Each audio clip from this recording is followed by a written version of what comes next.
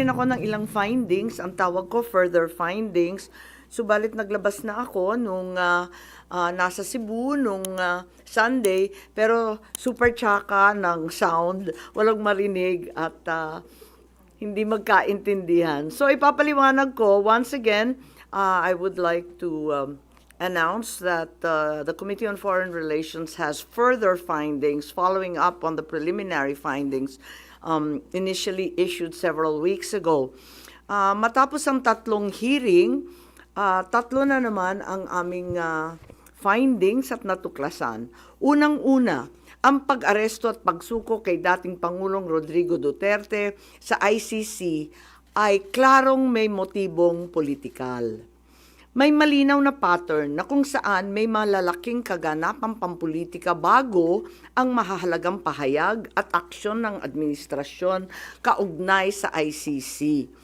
Makaraang magsimulang magpahayag si PRRD ng mga batikos laban sa People's Initiative o sa pagpapalit ng ating saligang batas.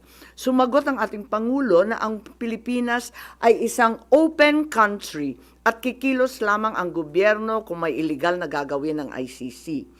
Ngunit matapos dumalo si dating Pangulo sa pagdinig ng Quadcom noong 11 November 2024, sumagot ang ating Executive Secretary na maaring makipagtulungan ang mga lokal na otoridad sa Interpol kung hihingi ng tulong ang ICC.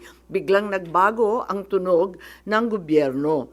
Matapos kumambyo ang ilang pro-administration congressmen tungkol sa impeachment labang kay VP Sara dahil sa napakalaking peace rally ng INC noong Enero 13, bumalikwas ang administrasyon sa pamamagitan ng pagkatha ng Oplan Tugis or Operation Pursuit sa Ingles na rineport ng New York Times kasunod ng pahayag ng kalihim ng katarungan na bukas ang administrasyon makipag-usap na sa ICC tungkol sa ilang pamamaraan ng kooperasyon. Maliwanag ang pag-aresto kay dating Pangulo ay bahagi ng malawakang pagsisikap ng gobyerno na pabagsakin ang mga Duterte bago mag-2028 election pa. Ang unang malinaw na pagtangka upang pabagsakin ay sa pamamagitan ng PI na magsilbing panimula sa pagbabago ng probisyon ng ating konstitusyon para hadlangan makabalik sa 2028. Nang mabigo ito, nagmadali na siraan ang pangalan ng mag-ama. Noong Mayo 2024, sinimulan na ng Kongreso sa Committee ng Human Rights ang pagsisiyasat tungkol sa EJK, pinalawak noong Agosto 2024 at doon na nagmula ang pagbuo ng Quadcom. Dumating sa bansa ang mga kinatawan ng ICC noong October 2024. At sa tulong ng gobyerno, nakalap nila ang mga dokumentong kailangan para makakuha ng warrant of arrest. Samantalang nagsagawa ng sarili nitong investigasyon, ang DOJ naman hinggil sa EJK noong ika-4 ng Nobyembro sa pamamagitan ng kanilang Memo 778. Dahil nananatili pa ring banta si VP Sara kahit wala na ang tatay niya, nagsagawa naman ang Kamara ng investigasyon sa confidential funds ng OVP at sa huli na-impeach si VP. Napatunayan ang motibong politikal na napag-aresto sa turnover kay PRRD sa pamamagitan ng mid-election final campaign sprint action plan ng Lakas CMD noong nagtipon-tipon ang matataas ng opisyal noong petsang 22 ng Abril. Nakaraang ilang linggo lamang, inilarawan ang mga nagawang mga Oplan Horus, isang operasyon na inilunsad noong Abril 2024 na naglalayong pabagsakin ang dalawang Duterte. Sa bahagi ng action plan, How to Attack, tinukoy ng ilang ahensya ng gobyerno, kabilang ang PNP, Kamara ng Kinatawan, sa nakipagtulungan ng dating Senador Antonio Trillanes upang tulungan ng ICC prosecutor makakuha ng warrant sa pag-aresto ng dating Pangulo. Binanggit din na nakuha ang kinakailangan boto para sa impeachment ni VP sa pamamagitan ng paggamit ng tinatawag na soft projects katulad ng AIX, AKAP at TUPAD. Doon naman sa bahaging following strategies and moves, tinukoy na kailangan pabilisin ang impeachment ni VP Sara at makakuha ang boto sa Senado sa pamamagitan na naman ng pamimigay ng proyektong for later release or yung mahiwagang FLR bilang gantimpala sa tamang bumotong mga senador. Ikalawa, may magkakaugnay na pagtatangkang pagtakpan ang mga detalye at motibo sa likod ng pag-aresto ng dating Pangulo. May cover-up. Habang nagpapatuloy ang unang pagdinig, tumanggi si DILG Remulla na magsalita. Tanungin siya tungkol sa panayam kay Pinky Webb, kung saan sinabi niya na group effort ang pag-aresto at in-invoke pa ang executive privilege samantalang lumabas na sa media. Una, tinawag niyang chismis ang pahayag. Ngunit nang mabisto, tinulungan na lamang ng kapatid at sinabing executive privilege na nga. Isa pang malakas na sandata ng administrasyon upang pigilan ng komite ang pagsisiwalat ng katotohanan ay paggamit ng tinatawag na sub-judice rule. Halimbawa, nung mahuli si General Torre na nagbibigay ng maling pahayag tungkol sa pagmamadaling ilipat si PRRD sa Hague dahil daw sa Article 125 ng Revised Penal Code, ngunit nung ipunto na yung Revised Penal Code, Article 125, ay para lamang sa warrantless arrest, bigla niyang ginamit ang sub-judice na naman. Isa pang indikasyon sa pagtatakip ng administrasyon ay ang blanket invocation ng executive privilege ni Executive Secretary Bersamin upang pagbawalan lahat ng opisyal ng ehekutibo dumalo sa ikalawang hearing noong 3 ng Abril. Mas lumala pa ito nang sa hindi pangkaraniwang hakbang, tumanggi ang ating Senate President pumirma ng mga sabpina nung araw na yon. Bagaman dumalo mga opisyal sa ikatlong pagdinig noong 10 ng Abril, ginamit pa rin ang executive privilege sa mga susunod na isapin. Kung sino-sino nag-utos ng pag-aresto, kung sino ang nag-utos ng paglipat niya sa Hague, at kung paano nakuha ang eroplano na ginamit sa paglipat. Hindi nagtapos ang cover-up sa pagdinig dahil alam din natin na matapos yon pinalaya si Ambassador Lacanlilao at hindi na naman pinirmahan yung mga sabpina. Matapos ang pag-aresto kay PRRD, lumakas ang pro-Duterte sentiment at bumagsak ang trust rating ng administrasyon.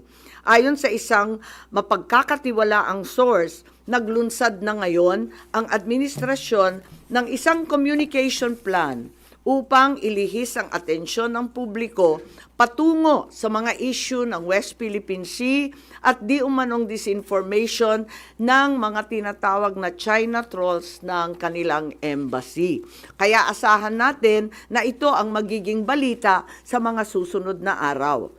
Hindi inaasahan ang political backlash sa pag-aresto sa dating Pangulo, kaya ngayon sinusubukan nilang kontrolin ang sitwasyon sa pamamagitan ng pag-focus sa West Philippine Sea, pagsisi sa China, at sa huli ay iuugnay ang pagtaas ng suporta kay Duterte sa sinasabing kampanya disinformation ng China.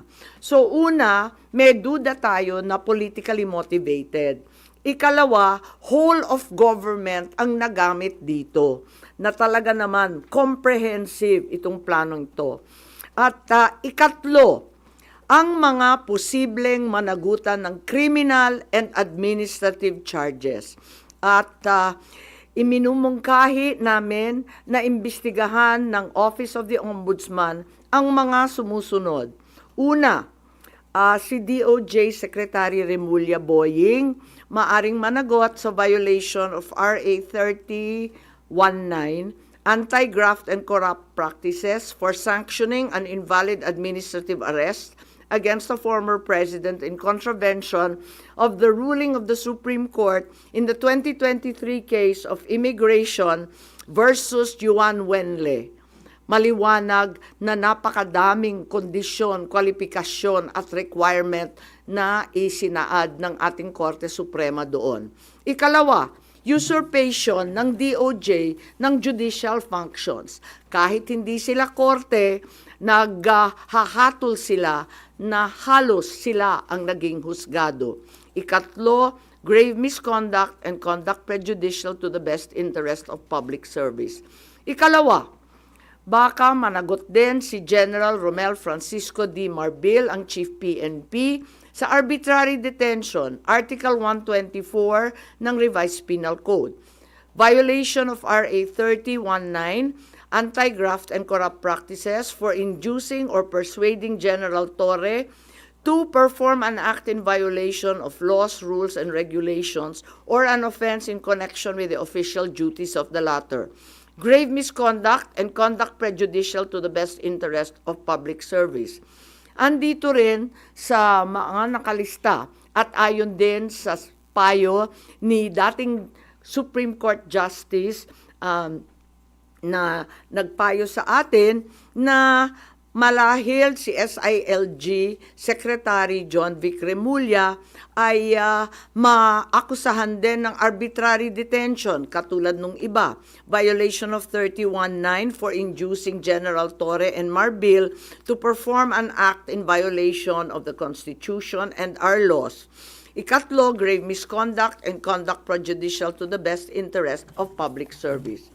Ang ikaapat na maaring patawan din ng kaso ay si General Nicolas Torre III. Maaring managot sa arbitrary detention. 2 counts of arbitrary detention, not only against the former president, but also against former Executive Secretary Medialdea.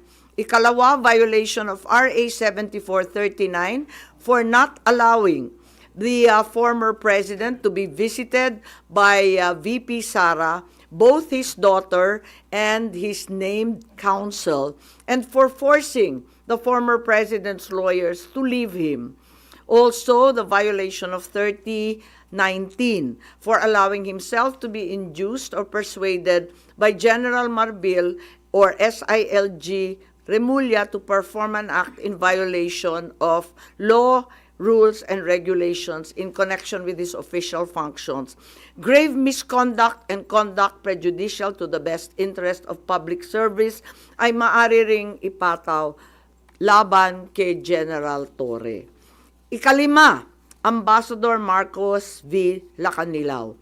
Maaring managot sa usurpation of official functions, Article 177 of the Revised Penal Code, pagsisinungaling sa ibang kaso at perjury sa ilalim ng Article 183 of the Revised Penal Code, false testimony in other cases, and perjury in solemn affirmation under Article 183 of the Revised Penal Code, at conduct prejudicial to the best interest of the service. So ito ang further findings namin. Hindi ko masara yung investigasyon kasi marami pa ring mga issue katulad ng sinong tumulong sa ICC, yung tungkol sa eroplano na nanatiling bukas at masalimuot. So, nais kong ipakita ang isang video na nagawa na ganito rin ang pahayag. Simulan po natin ang video na maaring mapanood ng ating mga kaibigan. Enero 28, 2024, sa First Maisog Rally sa Davao, nagliyab ang balita at social media. Matapang, walang preno. Mr. President, baka susunod ka sa dinaanan ng tatay mo. Diyan ako takot, ayaw ko mangyari sa iyo yan. Nagbato ng maaanghang na salita si dating Pangulong Rodrigo Duterte laban kay Pangulong Marcos tungkol sa di umano'y paggamit ng droga at ang kontrobersyal na People's Initiative. Sino man magsabi na walang paki ang Senado sa usaping ito, isa lang ang masasabi ko, walang gamot sa kakapalan ng mukha mo. Sa Senado, sa kapareho at sumunod pang mga buwan, si Senator Amy ang nanguno. Pakialam sa PR, wala kayong pakialam sa PR, wala. pakialam sa PI. Siya ang unang nagtawag ng pansin. Siya ang unang nagtanong, para kanino ba talaga ang PI na yan? Marso 2024, sa kabila ng bangayan sa harap ng sambayanan, narinig natin si Pangulong Marcos. Matatag, matapang, The International Criminal Court has no jurisdiction over the Philippines as we remain to have a working judicial system and law enforcement mechanisms. walang jurisdiksyon ang ICC sa Pilipinas. Sa sabong, nagpagpag siya ng balahibo. Ang hindi natin alam, paghupa ng alikabok ay nagsimula ng ilatag ang plano para muling sumapi sa ICC. Kaya pagtungtong ng Mayo, tahimik ngunit mabilis ang galaw. Isinumite ng DOJ ang legal brief para sa posibleng pag-aresto kay FPRRD. Isang pagtataksil na walang nakapansin. Hunyo, pumutok ang balita. Nagbitaw si VP Sara bilang DepEd Secretary. Tendered my resignation as the Secretary of Education effective July 19, 2024. Isang babae ng tapang ngunit walang nagawa dahil sa likod ang tama. Agosto, isinagawa ang unang Quadcom hearing laban kay FPRRD habang inuusig ng COA ang confidential funds ni VP. Ang hindi natin alam, sa gitna ng lahat ng ito, itinalaga na ni PBBM si Marcos Lacanilao bilang Special Envoy ng Transnational Crimes na siyang magsusuko kay FPRRD. At maluwag na rin pinapasok ng bansa ang mga tiga-ICC noong Oktubre. Walang bahid ng pagtutol, walang balak na ipagtanggol ang kapwa Pilipino. Nobyembre, nag-iba na ang ihip ng hangin. Matatag, matapang, walang bahid ng pag-aalinlangan. Narinig muli natin si Pangulong Marcos, ngunit iba na ang sinabi. If yun ang gugustuhin ni PRRD, hindi naman kami haharang doon sa mga ICC. Para tabunan ang galawan, pinaingay ang impeachment complaints laban kay VP Sara. The Office of the Secretary General will transmit the 2 impeachment complaints filed against Vice President Sara Duterte. Kahit pa nagkaroon ng INC rally noong Disyembre, naidiin pa rin ang impeachment sa Kongreso. Planado na rin ang pagpirma ng questionableng 2025 budget kahit bat-bat ng anomalya. Enero 25, 2025, sinimulan na ang Oplan Tugis o Operation Pursuit, ang lihim na operasyon para hulihin si Duterte. Pagsampa ng Pebrero, nag-apply ng arrest warrant ang ICC prosecutor. Isang tahimik na pag-uusig habang tayo'y pinaiikot ng mga rally at press release. Marso, muling nilinlang ang bayan. Humingi daw ng 60-day extension ang DOJ para sa EJK report noong Marso 6. Pero ang totoo, nakabinbin na ang arrest warrant mula sa ICC chamber Marso 7 hanggang 10. Ang hindi natin alam, Marso 11, 2025, sa kanyang pagbalik sa Pilipinas, hindi pa man bumababa ng eroplano si FPRRD, isinagawa na ang pag-aresto. Maingay ang paligid, magulo, pero ang dating Pangulo ay nanatiling kalmado. Isinakay siya papuntang The Hague alas 11 ng gabi. Kasama sa eroplano si Marcos Lacanilao, ang nagkanulo, ang nagsuko. Pero kanino ang sisi? Sa mga utusan o sa nag-utos? Managot ang dapat managot, nakalatag na. It's a request to the Philippine government from Interpol enforce the arrest warrant, and we have commitments to them. Ayaw nila ipagpatuloy ang pag-iimbestiga. Maliwanag na ang buong administrasyon na ito mula sa pinakataas hanggang sa galamay. Nagplano. Ikaw ho ba nagplano ng lahat ng ito? Hindi naman. It was a group effort. Secretary Chudoro was there, Secretary Anyo was there too, and the President and I. Nagsakatuparan.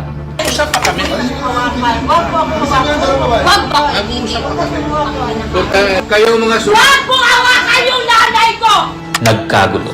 Tayong magawa, wala tayong magawa dahil mismo ang gobyerno. Kung sa ito kong ginaflash din sa tubangan, Nagtakpanan. Mamili ka. Kapag warrantless arrest, edi may period. Kapag may warrant, walang period. I'm being cautioned by the DOJ, ma'am, that it may be subjudice already to discuss that because of the habeas corpus pending in the Supreme Court. Ngunit lumabas ang buong katotohanan. Ganito pala ang bagong Pilipinas. Hindi man lang natin alam. Tahimik ang pagtataksil. There was no red notice and what was issued was merely a diffusion. Tahimik ang pagwasak. Paliwanag mong maigi, representative ka ba ng Pilipinas or representative ng Interpol? Pipili ka lang. Nirepresent ko po ang Interpol NCB Manila. So mali itong papel na to. Harapan ang pagtalikod.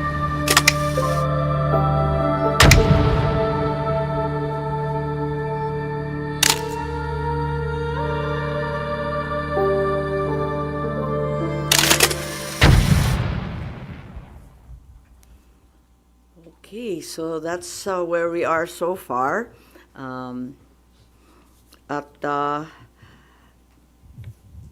Mahirap hindian ang sinasabi sa bidyong yan na may isang malawakang plano na may kinalaman sa politika at sa 2028. Yun. Hello. Po. Ma'am, how's your relationship with the President? Nakapag-usap na po kayo? No, I haven't seen him in ages. I'm sure he's not happy about what's happening. I'm certainly miserable about these developments. Sinasabi niyong plano ng gobyerno, pinlano ito, politically motivated.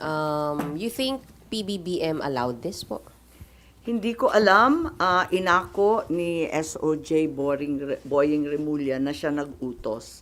Ngayon hindi ko alam kasi sa isang banda, masasabing alter ego ang bawat membro ng kabinete.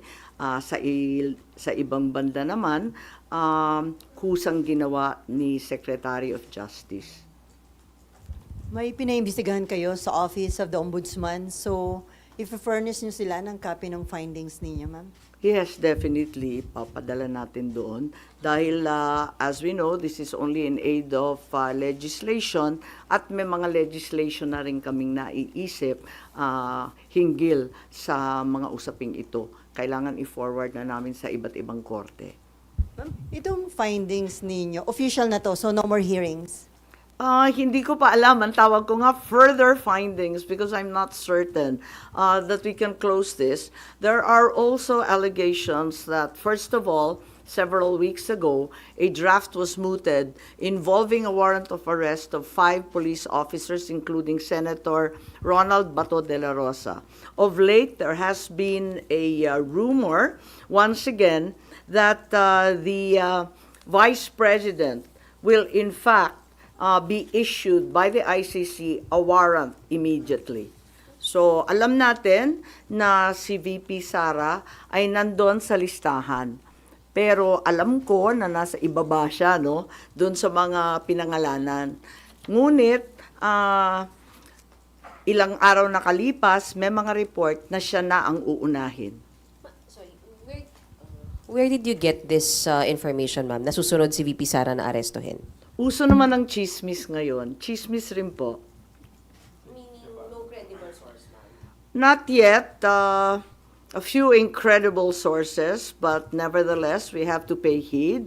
And let me make it clear, I will oppose that warrant with everything I have. Foremost, the administration has said time and time again through the President himself that the ICC has no jurisdiction in the Philippines. Therefore, any warrant of arrest by the ICC cannot be enforced in this country for lack of jurisdiction. It is nothing, that warrant from the ICC, but a mere scrap of paper. Walang bale yun. In addition, there's no basis for the Philippine government to cooperate with the Interpol in enforcing an ICC warrant. The mere fact that a void warrant is transmitted through Interpol does not make it less void, does not make it valid. At ikatlo, as the hearings have established, the circumstances surrounding the investigations of the ICC in this country, the incidents leading to the issuance of these ICC warrants, and the enforcement of such warrants are politically motivated and really are in violation of Article 3 of the Constitution of the Interpol itself, which prohibits the Interpol from participating in any intervention or activity of a political character. Ma'am, sabi niyo, you will do everything para harangin sakaling magkaroon na rin ng arrest warrant laban kay VP Sara. Ano Well, pong mga action ang gagawin niyo? Wala tayong balak na isuko ang soberanya ng Pilipinas at ibaliwala ang ating husgado. So hindi baka maireklamo kayo ng obstruction of justice just in case? Hindi ko po alam. So ano mga action ang gagawin niyo, ma'am, para harangin sakali? Iniisip pa kung anong kailangan gawin dahil tulad nga ng sinabi ko, haka-haka pa lamang ito. Ngunit sa nakita natin sa mga nakaraang 2 taon, itong mga haka-haka, duda, suspecha, madalas nagiging totoo. So may mga preparation na rin si VP Sara dyan sa chismis na natanggap niyo, ma'am? Marahil po. Pero yung warrant na paparating para kay Senator Bato and other former police officials, credible na po yung source nyo dun, ma'am? Parang, kasi maliwanag yung listahan, pero andun siya sa sumunod na listahan ng ICC, di ba? Andun siya sa warrant, kaya't inaakala namin na yun na ang susunod. Pero hanggang ngayon, wala naman inilalabas at nagbago ang ihip ng hangin at ang balita ay si VP Sara. Ma'am, kanina nabanggit niyo po kanina na part ng diversionary tactic yung paglabas ng issue ng supposed paid trolls ng Chinese Embassy in Manila. Are you now saying that Senator Tolentino and the committee niya po were used po for this propaganda by the administration? Ay hindi ko naman gawain bumatikos ng kapwa senador, pero ang alam ko may utos talaga sa admin media na i-divert at mag-squid tactics ng bonggang-bongga, i-divert sa iba't ibang balita, tulad ng mga sagupaan, yung fake news nga na tinake over na, yung kung ano-anong mga isla at islet, tapos yung balita ng 20 pesos rice, sinabay-sabay para ilayo sa tunay na problema. But as a sitting senator po, kayo po hindi kayo nababahala if there's some truth to it na although it's a widespread speculation na even before pa na gumagamit yung China ng machinery, ng propaganda machinery regarding sa WPS issue. Naku naman, sigurado tayong meron. Walang pagkakaila, walang duda na meron silang makinarya para dyan. Meron din ang mga Amerikano, meron din yung iba't ibang mga malalaking bansa. Marami talagang nakikialam. Next time po. Ma'am, how do you feel about people saying na hindi maganda na kayo po kinampihan nyo yung mga Dutertes, yung kalaban ng kapatid nyo, more than dun sa kadugo nyo po si President Marcos? How do you feel about that? Masamang-masama ang loob ko, ngunit ang akin lamang, kailanman hindi kami nag-away ng aking kapatid. Yung mga amuyong sa palasyo, yung mga nariyan, yung mga lulong, ayun, sila po ang ating kaaway. At hindi ko naman kinakampihan ang isang panig laban sa isa. Ang pinapanigan ko lamang ay ang soberanya ng Pilipinas na isinusuko natin. Nakakahiya naman itong ginagawa natin na. Ma'am, sino daw yung lulong? Abangan po ninyo. Abangan po ninyo. Pero ma'am, hindi ba in a way parang baka ma-destabilize yung leadership mismo ng kapatid nyo dito sa mga nagiging findings at mga statements nyo against people around him? Hindi ko linalabanan ng sinuman, binabasa ko lang ang lumabas sa katibayan mula sa hearing. Wala akong magagawa kung litaw ng litaw ang katotohanan. So, okay lang kung medyo makadestabilize ito sa leadership ni... Wala tayong pagnanais mag-destabilize sa Pilipinas. Marami na tayong problema. Ngunit ang katotohanan ay kinakailangan mangibabaw sa lahat. Last na lang po. Ma'am, may balita na parang may intention na ang manalo ay mga pro-China, and then kapag nanalo, ipapa-repeal yung batas about yung maritime zone law. Wala akong alam kung tungkol dyan. Ako ay tanging pro-Pilipino. Ipaglalaban ko ang ating bansa tulad ng ginawa ng tatay ko sa sino man at anumang dambuhalang kapangyarihan. Sen, good morning. Do you think yung pagsasampa ng reklamo sa ombudsman could help deter kung ano man yung susunod na plano ng ICC para magdalawang isip yung mga nagpatupad nung una kay dating Pangulo? Sana po. Sana po. Inaasahan ko po. Kailan po kaya yung Tignan pagsasampa ng reklamo? Tignan natin kung anong magagawa. Ito lang yung mula sa amin sa findings, ito ang lumilitaw at saka si Justice Ascona, sabi niya may labag talaga sa ating saligang batas, sa ating mga batas na pinaiiral at kinakailangan managot yung naglabag.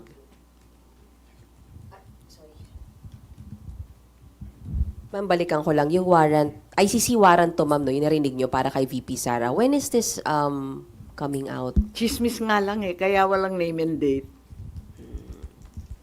Ma'am, yung ano po, yung further findings nyo, does it need yung approval po ng committee members? Yes, hindi to committee report hindi ako kukunwari na committee report to. We are not in session, we're in recess. So, wala pa talagang committee report na masasabi. Kaya lang, sa daming nagtatanong, sa marami na nagsubaybay sa oras-oras na hearing, pakiramdam ko, obligado ako magsaad ng findings along the way. Kasi nga hindi matapos-tapos at hinahadlangan ng todo-todo. Ma'am, doon may binabanggit din po na yung Republic Act 9851, wherein it says na yung pag-present sa local court ng isang individual who is facing an allegation of crimes against humanity, hindi na kailangan the government, although the term used was may surrender yung individual niya. Do you think it's enough dun sa nangyari kay former president? Sa bagay na yan, sa palagay ko, ang Senado kasama ng Kongreso maaring magbago ng batas at liwanagan yung Article 17 nung 9851 kasi hindi maliwanag doon, parang natanggal sa proseso ng pagpipinal. Nakita ko yun, maliwanag yung surrender, maliwanag yung alin yung extradition. Maliwanag na yung surrender ay para sa dayuhan lamang. Pero, dun sa final version mukhang na-edit, kaya maari natin tignan yan dahil ang purpose ng investigation sa Senado ay talagang in aid of legislation. Isa na yon na kinakailangan tignan. Isa pa yung extradition law na inakda ng tatay ko. Ang tagal-tagal na nun. Marahil kinakailangan tignan na rin natin yan dahil hindi na pakay sa mga problema ngayon yung ibang provision doon. Since it's not yet amended yung binanggit niyo po na Section 17, that's still existing. Hindi po ba enough to justify what happened during yung March 11 arrest? Kapag hindi maliwanag ang isang bagay, binabalikan yung debate sa Senado, yung transcript at saka yung contextual analysis ng mga pahayag ng ipinasa, rinipaso yan. At maliwanag dun sa original na talagang yung surrender ay para sa dayuhan lamang.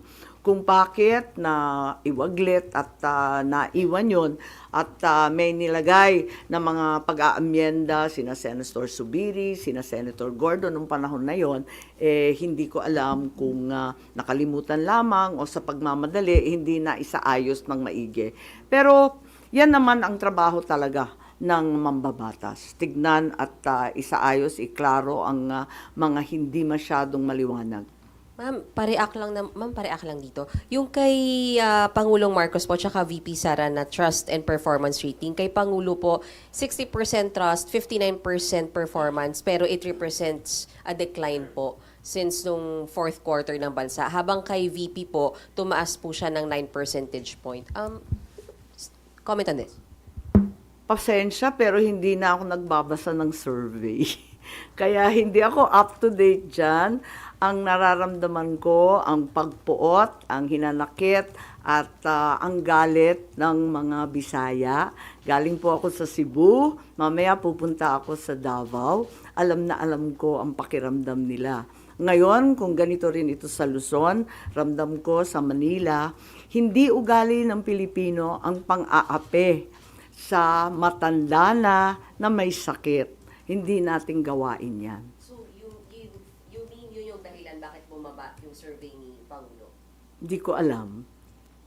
Tulad ng sinabi ko, napakaraming survey ngayon na kung tutuusin, kinakailangan na siguro i-supervise, i-control ng COMELEC kasi grabe na ang mind-setting, brainwashing, and laying the predicate, ika nga.